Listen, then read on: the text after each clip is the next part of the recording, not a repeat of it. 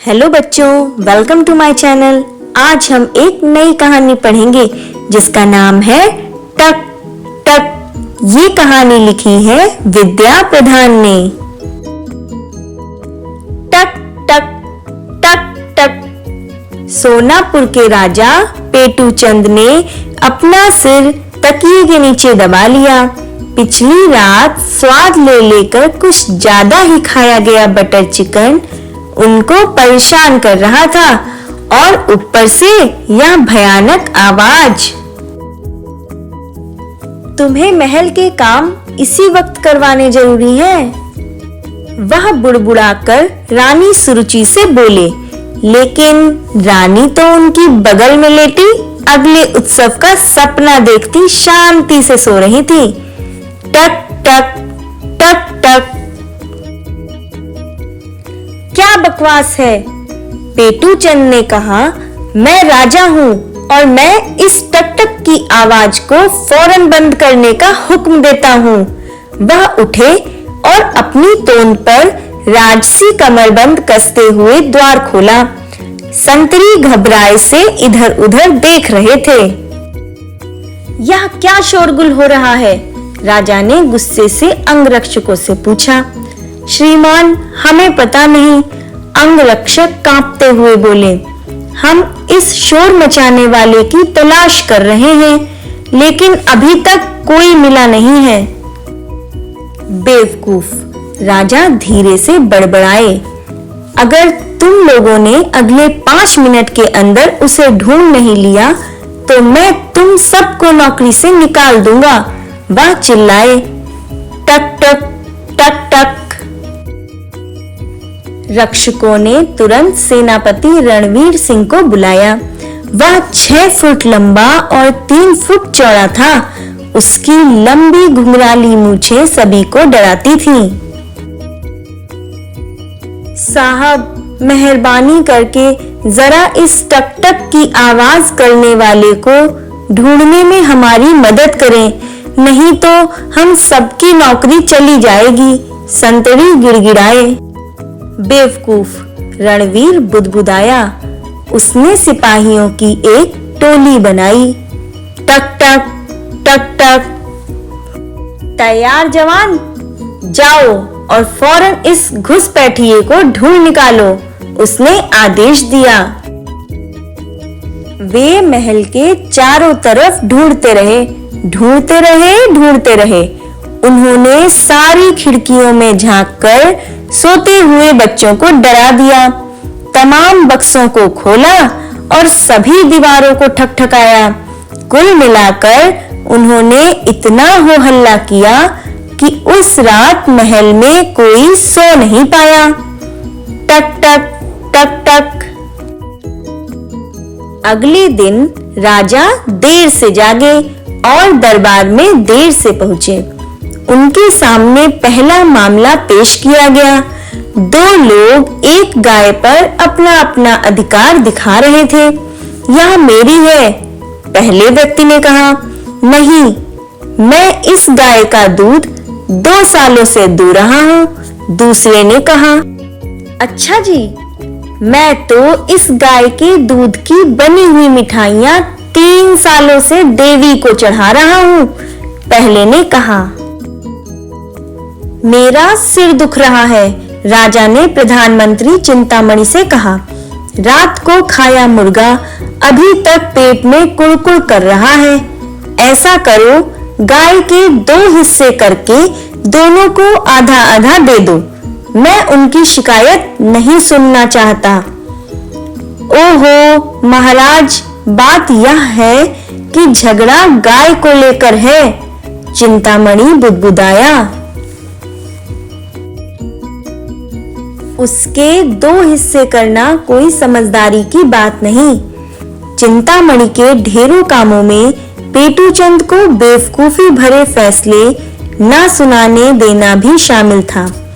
थके या भूखे होने पर राजा पेटू चंद अक्सर ऐसे फैसले सुना देते थे। इसी चिंता से चिंतामणि समय से पहले ही गंजे हो गए थे। माथे पर हाथ मारते हुए राजा बोले, ओहो, तुम ठीक कह रहे हो। जरा बताओ कि 3 रातें बिना सोए मैं एक न्यायी और बुद्धिमान राजा कैसे बना रह सकता हूँ? राजा पेटूचंद ने चिंतामणि को टकटक की आवाज के बारे में बताया। राहत से मुस्कुराते हुए मंत्री जी बोले, मुझे पता है कि इस मामले में सही मदद कौन कर पाएगा। उस रात जब सब लोग सो चुके थे, तब वह चिड़ियाघर के दरोगा पशुपति को राजा के पास लाए। टक टक टक टक, यह आवाज सुनते ही पशुपति अपने घर को दौड़ा और एक पिंजरा और कीड़ों से भरा एक कटोरा लेकर लौटा। पशुपति ने शाही बढ़ई से वहां पर एक छेद करवाया जहां से आवाज सुनाई दे रही थी। उसने कीड़ों से भरा कटोरा छेद के पास रख दिया। सभी लोग जरा पीछे को हट गए। सन्नाटा छा गया। लंबी पीली चोंच वाला एक लाल और भूरा पंछी फुदक कर छेद से बाहर निकला और कटोरे में कूद गया। खटाक, पिंजरा पंछी पर आ गिरा। राजा ने आश्चर्यचकित होकर कहा, इतना नन्हा सा पंछी और इतना जोर का शोर। आप सबका धन्यवाद। आपने देश की बहुत बड़ी सेवा की है। अगली सुबह तरोताजा राजा जल्दी ही दरबार में पहुंच गए। चिड़ियाघर का दरोगा पशुपति राजा के सामने खड़ा था। महाराज, मैं इस पंछी को नहीं रख सकता। क्या हुआ? राजा ने पूछा।